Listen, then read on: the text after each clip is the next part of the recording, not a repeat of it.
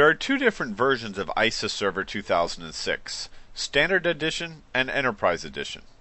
In this video, I'm going to be installing ISA Server 2006 Enterprise Edition, and while the installation is actually taking place, I'll also discuss some of the main differences between the two products. Okay, so to begin, I've put in my ISA Server CD-ROM, and what I need to do is go to my computer, and I'll double click on the CD to start off the auto run. You might have found that ran automatically as soon as you popped your CD in. Now you can read the release notes here.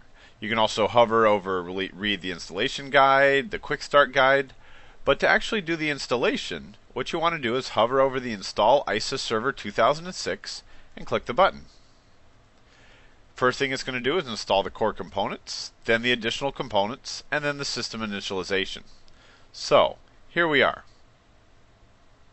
Okay, welcome to the ISA installation wizard. We'll go ahead and click Next.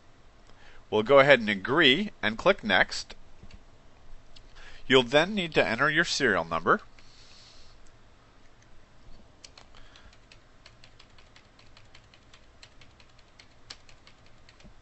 And click Next.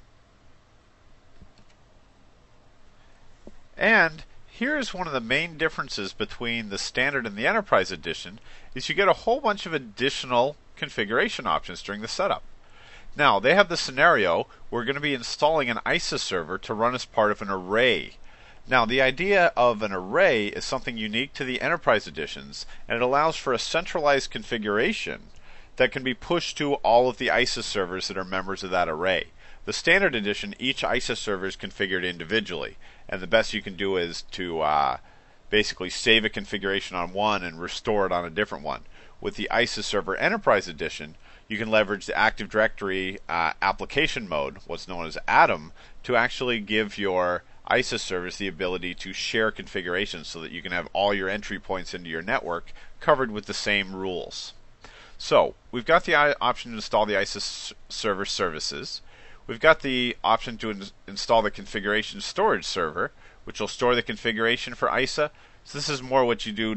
It's not going to be a production ISA server. It's going to be a configuration of the rules for your network. We've got the option to install both, or we can just do the management tools. We're going to do both. So on this server, I'm going to be both the ISA server, and I'm also going to be capable of holding configuration storage information. Now, we may find that we have to go back and install the Active Directory application mode, or Atom product. Let's see what happens. So now we're going to click Next. So we want ISA server, and the option underneath is some advanced logging, ISA server management, and the configuration storage server. So we'll click Next. And now we've got an option. Are we creating a brand new ISA server enterprise configuration, or are we creating a replica of an existing enterprise configuration? We're going to go ahead and choose the option to create a new ISA server enterprise. So we'll click Next. And now they're recommending that we create a single enterprise in your organization. That way we've got the same rules on all of our systems. If we already have one in our network, then we probably want to go back and create a replica of an existing one. But this is our first configuration storage server, so we'll go ahead and click Next. Now, this configuration is asking, well, what IP address ranges are your internal network and what IP address ranges are outside of your network? We're constructing basically the IP address ranges we use inside our organization. So, there's a couple ways to do this. Easiest way is to click the Add button and to go ahead and choose to add an adapter. So, for example, in my configuration, Local Area Connection 2 uses the IP address of 172.16.1.5. That's the address range that I actually use on my demilitarized zone. Whereas my Local Area Connection uses the range 192.168.250 for the network, and this is my internal network. I've got a domain controller at 110, I've got some SharePoint services on 111. So what I'm going to do is say that's the network card that's on the inside of my network, and that's where it should pull all the configuration from. So we'll go ahead and click OK. And so that's how it knows what addresses are inside my network. Now, some more of the advanced things you can do here is you could add specific ranges. So if you have other internal networks that didn't show up from that configuration there, you can go ahead and set those additional internal networks. Anything that's not listed is going to be considered an external network. So we'll go ahead and click OK. That's the range we're putting in there. So now we can click Next. Now this is an option that has to do with some of the older ISA clients, because you can actually load a client onto your desktops that talks directly to the ISA server and establishes a true connection between the two, instead of it just thinking it's the default gateway. Now, in older versions of Microsoft's operating systems, the ISA client runs in a non-encrypted way, not in an encrypted format like it does now. So this just says whether or not you're going to support those. We're not interested in that. All my workstations are up to XP, so we're in good shape. We can click Next.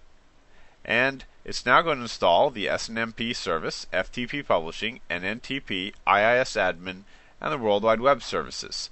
And it's going to disable Internet Connection Firewall, Internet Connection Sharing, and the IP Network Address Translation, because it's going to take care of that in the new ISA configuration. So we'll click Next and Install. And over the course of the next couple minutes, it'll go ahead and install. Now, what are some of the key differences? Well, we've seen references in this Enterprise Edition to having an array configuration. That's probably the biggest reason that an organization is going to run the Enterprise Edition of ISA. As far as pricing goes, Standard Edition street price is $1,500 per processor you're going to run it on, whereas the Enterprise Edition is just under $6,000 per processor you're going to be running on. So if you're running a dual processor system, then it's going to cost you $3,000 to run the Standard Edition, or it's going to cost you a whopping nearly $12,000 to run the Enterprise Edition. Well, what am I getting for that extra cost? Well, what I'm getting is the ability to do centralized management of all of my ISA configurations. Oh, looks like I've got a message here. It's asking me for something from my Windows Server 2003 R2 CD-ROM. That's because it needs a component that I didn't have installed. So, let's go ahead and grab that. Let me flip CDs. And there it goes. So it's going to go ahead and bring over what it needs from that R2 CD-ROM. Now, what if you're not using Windows Server 2003 R2? Well, at this point, they may have you go and download some additional components, because the R2 has the Active Directory application mode, because I bet that's the portion that's installing right now for us. If you're not running R2, that's a totally separate download, and you'll receive instructions on what you need, or in the installation guide, they'll have the steps necessary. Okay, so the differences between the Enterprise and the Standard Edition are price, and it's a centralized configuration. Most small organizations are going to run Standard Edition, and that's probably a wise choice, just because chances are you're probably setting up one, maybe two ISA servers, using it to protect things like your Exchange services or maybe a SharePoint website. You're not using it as a total boundary control to your network. You know, we've still got our hardware level firewalls sitting in the server racks along with our routers. And then what we've got is the ISA server to help protect our internal users going out on the internet by adding an extra layer in proxy services, and to also defend incoming requests from the internet into our network. What we can do is pass them through our traditional firewalls that they're in the racks with our routers and all that, and then we'll pass them through the screening portion of the ISA server, where it can look for specific commands that hackers might be trying to send or things like that. So you can do that with the Standard Edition or the Enterprise Edition. The Enterprise Edition just comes or gives you the ability to create some centralized rules for managing your ISA. So when the ISA boots up in the morning, or you reboot the server, it can go and query the directory services and find out exactly what configuration is it supposed to be running. All right. So our ISA server install's continuing to run here. I'm going to fast forward over this section, and we'll be right back with a completed install. Well, it looks like we received an error at the end of our installation here. Let's go ahead and click try again and see if it's able to do it. Nope, we're getting an error message, but we'll go ahead and choose continue, and we'll put that on our list of things that we need to research. So what we'd do is I would typically Google this exact message and find out. It might be that I have an unconfigured hard drive in this system or some other things. So let's click continue. There we go. Okay, so I can now exit this Windows screen, and let's take a look to see what we have in the Start menu. Whoop. Oh, actually, I know the problem. I didn't change the CD-ROM back. I'm stuck on my Windows Server 2003 R2 CD-ROM. We need to put in the ISA Server CD-ROM. Hold on a second.